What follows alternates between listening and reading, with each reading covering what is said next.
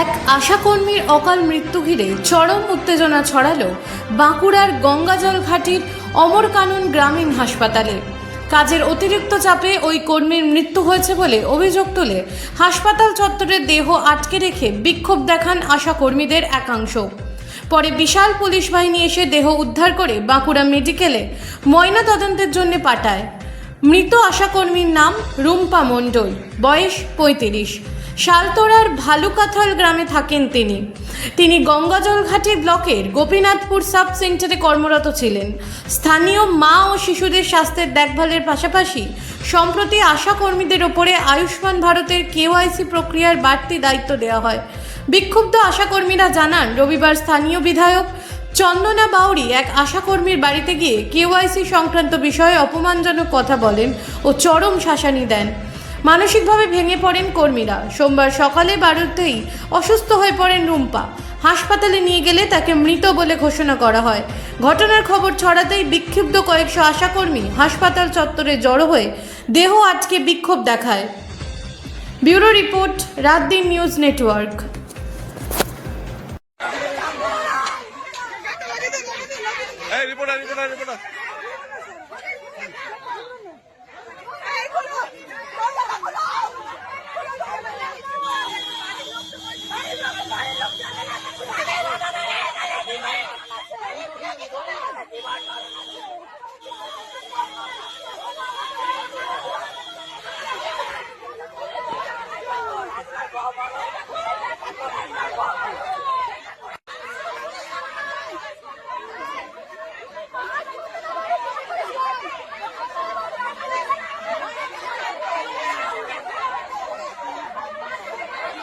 বাইকটা ভাগ